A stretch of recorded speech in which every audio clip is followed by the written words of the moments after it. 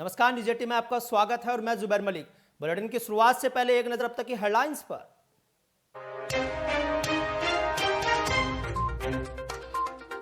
झांसी में महिला के साथ पुलिस की अभद्रता, सोशल मीडिया पर वायरल हुआ वीडियो।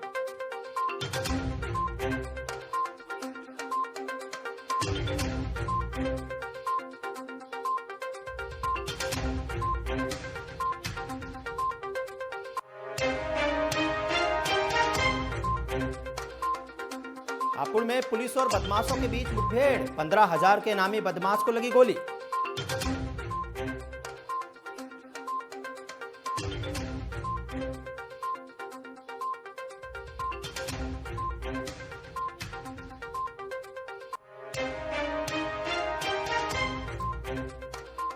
सहारनपुर में मामूली कहासुनी के चलते प्रेमी ने किया प्रेमिका का कत्ल।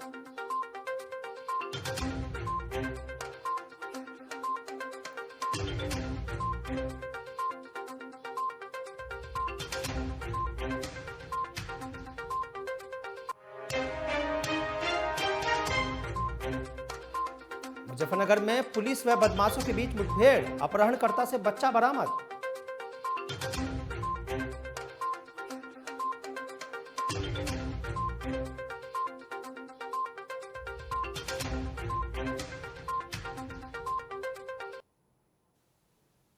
और अब खबरें विस्तार से।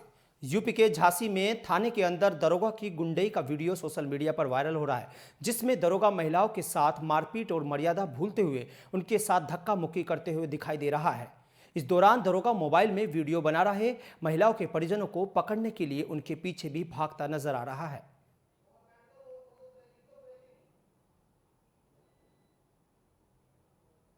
एक सब इंस्पेक्टर के द्वारा दुर्व्यवहार किया गया है। इसका तत्काल संज्ञान लेते हुए उन्हें निलंबित किया गया है। विभागीय जांच लेडी ऑफिसर को सौंपी गई है। साथ ही साथ युवती की तहरीर के आधार पर एफआईआर पंजीकृत की जा रही है। उसकी विवेचना भी लेडी ऑफिसर के द्वारा ही संपन्न की जा रही है।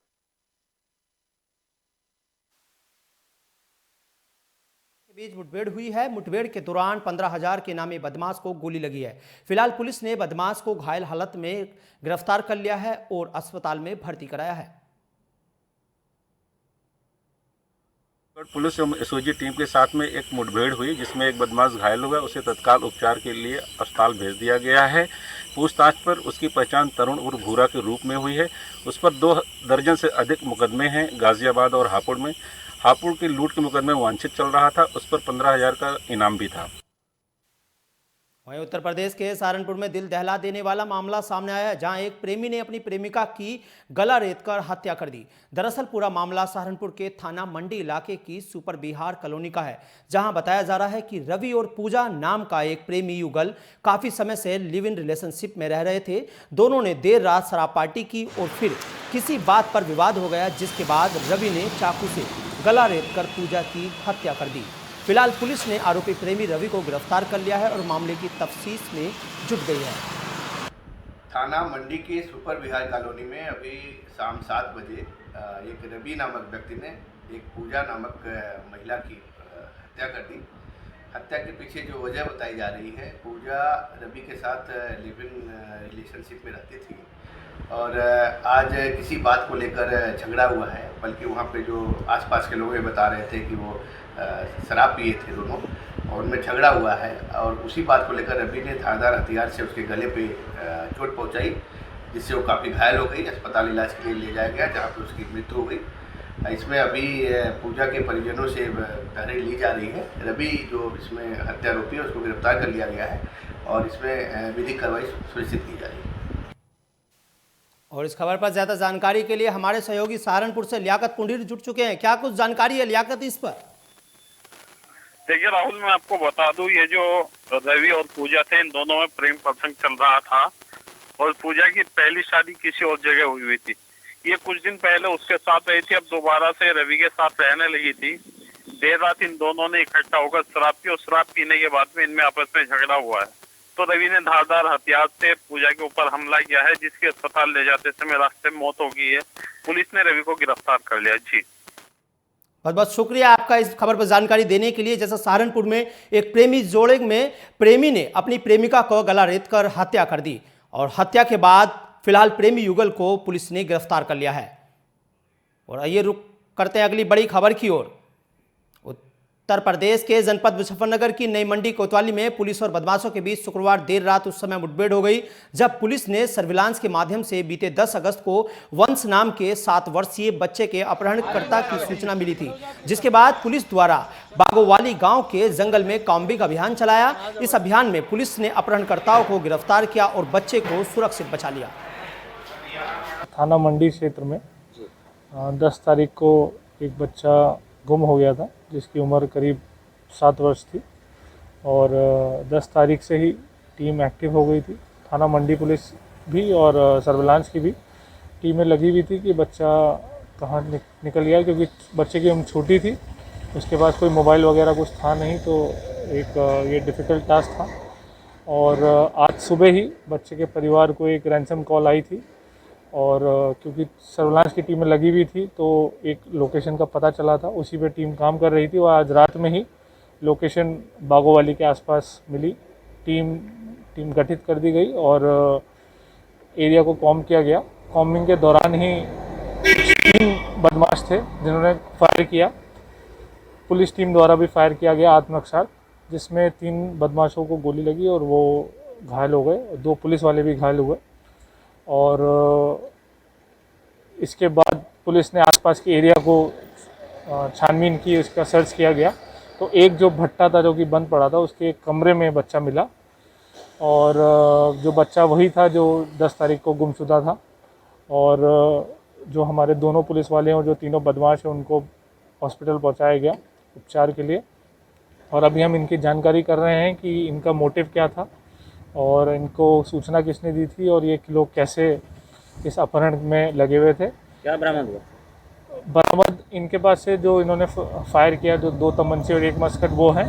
और जो ये 3 बदमाश हैं, दीपक, सुनील और मोहित।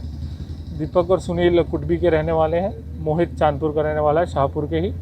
और अभी इनकी जानकारी कर रहे हैं कि और इनके साथ कोई लोग तो नहीं थे जिन्होंने सूचना दी हो और इसके आधार पर हम आगे की विधिक कार्रवाई। क्या कारण था बच्चे का अपहरण किया? ट्यूशन जाते हुए बच्चे का अपहरण किया गया है, जैसा कि बाकायदा सीसीटीवी में भी वो लोग आ रहे हैं। जी 10 तारीख को इन्होंने अपहरण किया था। 2 दिन तक इन्होंने कुछ बात नहीं की फैमिली से। आज सुबह एक रैंसम कॉल की गई थी और उसी के आधार पर हमने टीम लगाई थी और उसी में हमको बच्चों को बरामद करने में सफलता मिली।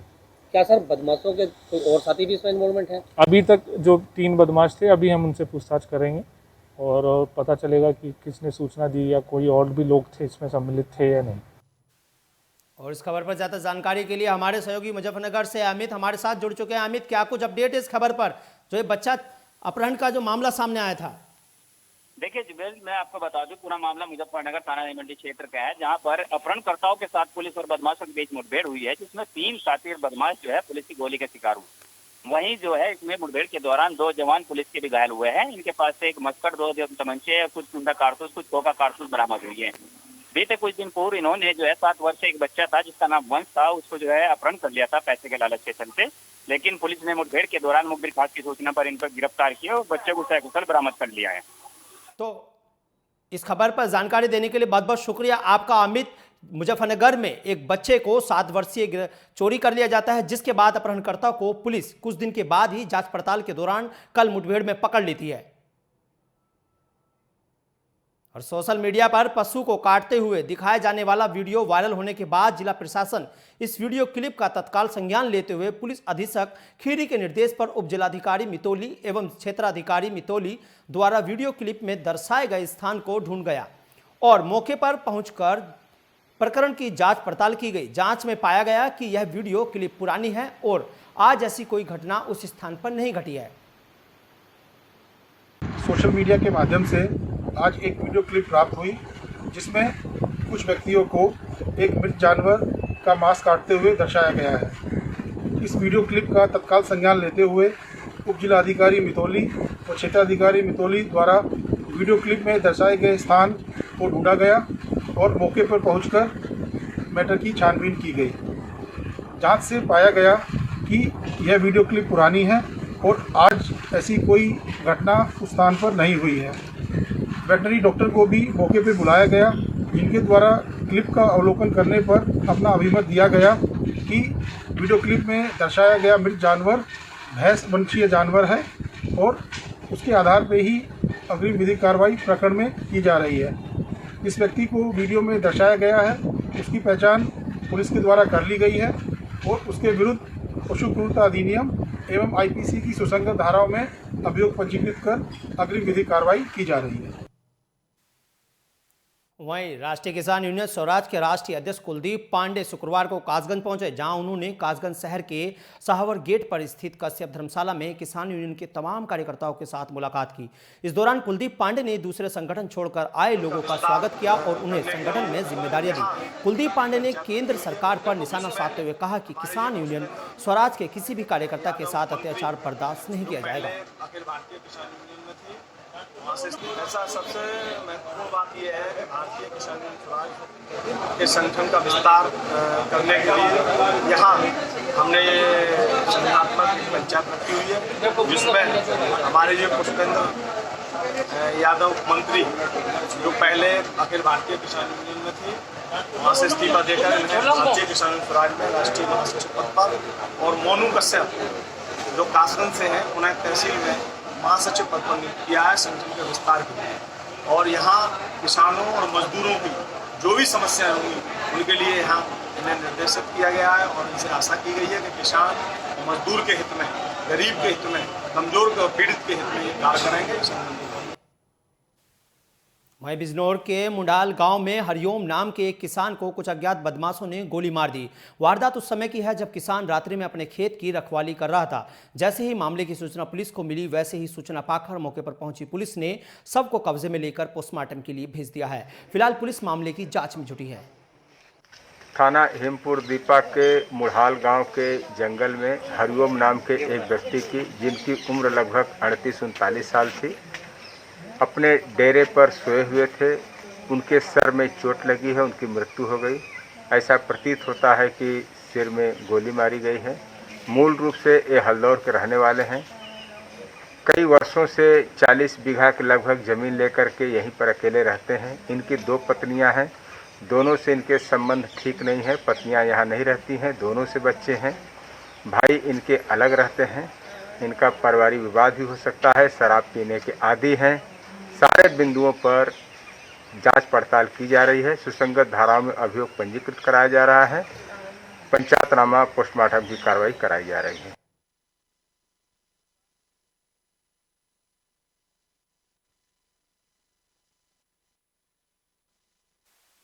हमारे साथ हमारे सहयोगी महेंद्र सिंह बिजनौर से जुड़ चुके हैं। महेंद्र, क्या कुछ जानकारी है इस खबर पर? जी मैं बता दूं आपको, थाना हेमपुर दीपा का ये मामला है, जहाँ पर एक किसान 40 बीघा जमीन है, उसकी खेती करके अपना उसका एक मकान बनाकर वहीं पर रह रहा जंगल में। इसके सर पे गोली लगी है और ये अकेला ही वहाँ पर रहता था। और इसमें जो है पुलिस की जो सख्ती हुई है वो इनके परिवार के लोगों पर ही है। और जो पुलिस अभी तक प्रथम दृष्टया जांच कर रही है कि ये इनकी 2 पत्नियां थी और इनके भाई से इनका विवाद था, जमीनी विवाद था। इसी को लेकर सारा जो इन्वेस्टिगेशन चल रही है तक यही है कि शुरुआत में जो पुलिस को नजर आया है कि इनमें कहीं ना कहीं जो हत्या का अंजाम देने का कारण है वो पारिवारिक कलह मानी जा रही है, जिसको लेकर अभी पुलिस जांच कर रही है। जी महेंद्र, क्या हत्या जिसने की है, क्या ये पुरानी रंजिश का मामला लगाया जा रहा है क्या? बिल्कुल, मैं आपको बता दूं, जैसे कि जानकारी मिली है कि इनकी 2 पत्नियां थी, दोनों से इनका विवाद था, दोनों के ही बच्चे हैं और परिवार में जो इनके भाई हैं उनसे भी इनका विवाद था और ये अकेले रहते थे सबसे अलग, जिसको लेकर अभी तक यही पुलिस जो जांच कर रही है वो इनके परिवार को लेकर ही जांच कर रही है। जो कप्तान धर्मवीर सिंह का कहना है, उनका ये कहना है कि कहीं ना कहीं हत्याकांड जो है पारिवारिक ही है। चलिए, बहुत बहुत शुक्रिया आपका इस खबर पर जानकारी देने के लिए। बिजनौर में जैसे कि कल देर रात एक किसान की हत्या कर दी गई गोली मारकर, अभी उस मामले की पूरी जानकारी नहीं मिल पाई है। हालांकि पुलिस इस मामले की जांच में जुटी है। हमारे सहयोगी का साफ तौर पर कहना है कि पुलिस इस मामले के भी छानबीन में जुटी है। जो किसान है जिसकी हत्या की गई है उसकी 2 पत्नी है और उसका घर गृह कलेश के चलते वो कहीं दूसरी जगह पर रह रहे थे। बिजनौर में एक किसान की हत्या का मामला सामने आया है, जहां वो गृह कलेश के चलते दूसरी जगह पर रह रहे थे। इसी दौरान उनकी रात को खेत की रखवाली के दौरान हत्या कर दी गई। अगली खबर की ओर बढ़ते हैं। संपल जनपद के हयात नगर इलाके में एक महिला समेत 8 ठग पुलिस के हत्थे चढ़े हैं। यहां ठग पीतल को सोना बताकर सोनारों और लोगों को ठगा करते थे। एसपी चक्रेश मिश्रा के नेतृत्व में पुलिस ने इसका खुलासा किया है और आरोपियों को हिरासत में लेकर जेल भेज दिया है। इस तरह हमें पता है ये लोग ठगी के मतलब जो शिकार करते थे इस तरीके से करते थे कि असली जेवर दिखा के नकली जेवर का झांसा देकर हम लोगों को बेवकूफ़ बनाते थे।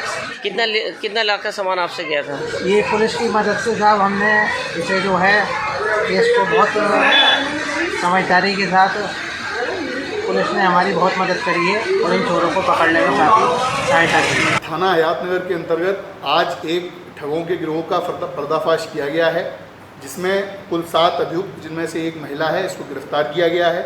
इनके पास से 1,14,000 रुपये नकद, 3 चोरी की मोटरसाइकिल, 1 बलेनो कार, 26 पीली धातु के लॉकेट, इसके अलावा इनमें से 4 लोगों के पास में से 122 ग्राम नशीला पदार्थ, कुछ नशे की टैबलेट ये बरामद की गई हैं। इनके विरुद्ध कुल 4 NDPS एक्ट के FIR किए गए हैं तथा एक FIR 420, 486, 468, 471 IPC के अंतर्गत किया गया है।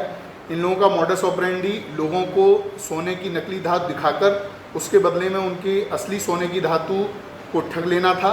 इसमें इनके द्वारा नशीले पदार्थ का भी प्रयोग किया जा रहा था। इस पूरे गिरोह के विरुद्ध गैंगस्टर की कार्रवाई की जा रही है तथा जिस टीम ने इसको गिरफ्तार किया है थाना हयात नगर और SOG की टीम को 5,000 रुपये पुरस्कार की घोषणा की जाती है। आइए बढ़ते हैं अगली बड़ी खबर की ओर। छत्तीसगढ़ के रायपुर जिले में नगर प्रशासन मंत्री शिव कुमार डहरिया, विधायक अनीता शर्मा और महापौर एजाज डेबर के खिलाफ भाजपा के पूर्व विधायक की देवजी भाई पटोले ने की ओर से की गई अशोभनीय टिप्पणी और झूठे आरोपों के खिलाफ युवा कांग्रेस के नेतृत्व में पुतला दहन कर धरना प्रदर्शन किया गया। बता दें कि देवजी भाई पटोले 15 साल तक विधायक रहे हैं। मुर्दाबाद मुर्दाबाद देवजी भाई पटेल। वहीं प्रधानमंत्री नरेंद्र मोदी ने स्वतंत्रता दिवस के एक दिन पहले भारत पाकिस्तान बंटवारे को याद किया है। पीएम मोदी ने ट्वीट कर कहा कि देश के बंटवारे के दर्द को कभी भुलाया नहीं जा सकता। नफरत और हिंसा की वजह से हमारे लाखों बहनों और भाइयों को विस्थापित होना पड़ा है और अपनी जान भी गंवानी पड़ी है। उन लोगों के संघर्ष और बलिदान की याद में 14 अगस्त को विभाजन विभीषिका स्मृति दिवस के तौर पर मनाने का निर्णय लिया गया है।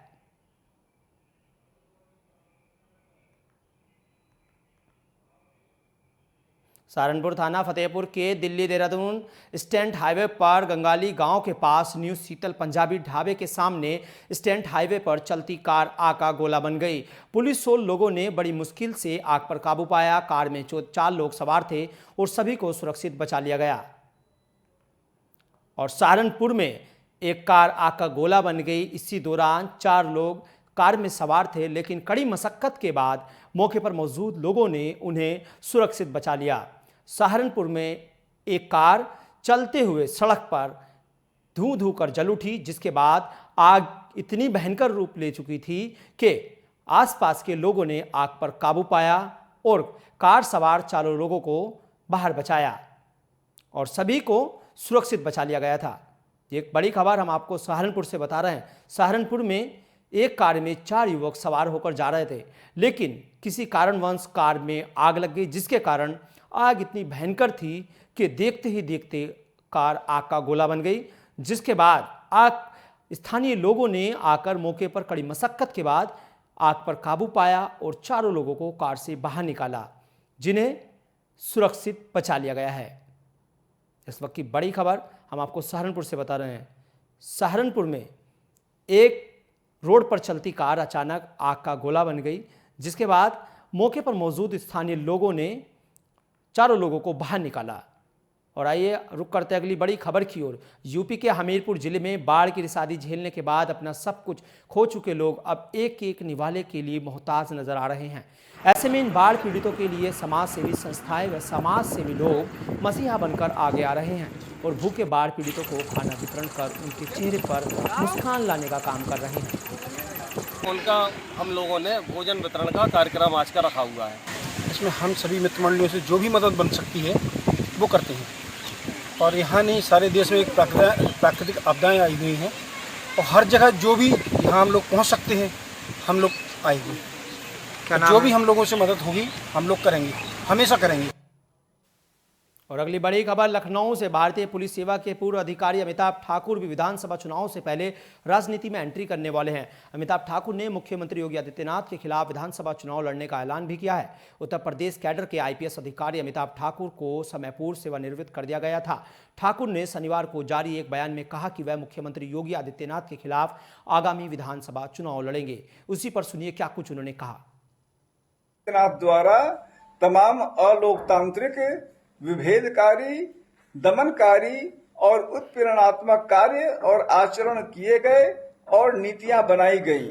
इन सबों के विरोध में मैंने यह निर्णय लिया है कि आगामी विधानसभा चुनाव में योगी आदित्यनाथ जहां से भी चुनाव लड़ेंगे वहां से मैं भी निश्चित रूप से चुनाव लड़ूंगा। और इस वक्त की बड़ी खबर दिल्ली से है। राहुल गांधी का ट्विटर अकाउंट आज बहाल कर दिया गया है। इस वक्त की बड़ी खबर दिल्ली से। बीते 2 दिन तक राहुल गांधी का ट्विटर अकाउंट बंद रहा, लेकिन आज ट्विटर की ओर से उसको फिर से रीओपन कर दिया गया। अकाउंट बंद होने पर काफी विवाद भी सामने आया था। कांग्रेस के कई नेताओं का अकाउंट बंद किया गया था। इस वक्त की बड़ी खबर आपको बता दें, ये पूरा मामला दिल्ली में 9 वर्षीय बच्ची का फोटो ट्वीट करने के बाद सामने आया था, क्योंकि राहुल गांधी ने बीते दिनों दिल्ली में जिस 9 बच्ची लड़की के साथ रेप हुआ था उसके परिवारजनों का एक फोटो ट्विटर के माध्यम से शेयर किया था, जिसके बाद इस घटना को अंजाम दिया गया था। इस वक्त की बड़ी खबर। और 15 अगस्त के लिए देश में बढ़ाई गई है सुरक्षा। इस वक्त की बड़ी खबर हम आपको दिल्ली से बता रहे हैं। 15 अगस्त के मद्देनजर दिल्ली में सुरक्षा चाक चौबंद कर दी गई है। लाल किले पर बढ़ाई गई है सुरक्षा। कल देश में 75वां स्वतंत्रता दिवस मनाया जाएगा। दिल्ली और जम्मू कश्मीर में भी हाई अलर्ट जारी किया गया है। इस वक्त की बड़ी खबर दिल्ली से, जहां 15 अगस्त के मद्देनजर सुरक्षा व्यवस्था के पुख्ता इंतजाम किए गए हैं। लाल किले पर सुरक्षा पूर्ण रूप से बढ़ा दी गई है। हर साल के मुकाबले इस साल सुरक्षा व्यवस्था के कड़े इंतजाम किए गए हैं। कल देश 75वां स्वतंत्रता दिवस मनाएगा। दिल्ली और जम्मू कश्मीर में भी हाई अलर्ट जारी किया गया है। आपको बता दें कि इस साल किसानों के चल रहे आंदोलन के चलते दिल्ली में हाई सुरक्षा की गई है, क्योंकि पिछले 8 महीने से किसान दिल्ली के आसपास के इलाकों में बॉर्डरों पर धरना दे रहे हैं, जिसके चलते इस बार कड़ी सुरक्षा के इंतजाम किए गए हैं। दिल्ली से इस वक्त की बड़ी खबर। और बुलेटिन में फिलहाल इतना ही। देश से प्रदेश की तमाम खबरें देखने के लिए बने रहिए न्यूज 18 के साथ।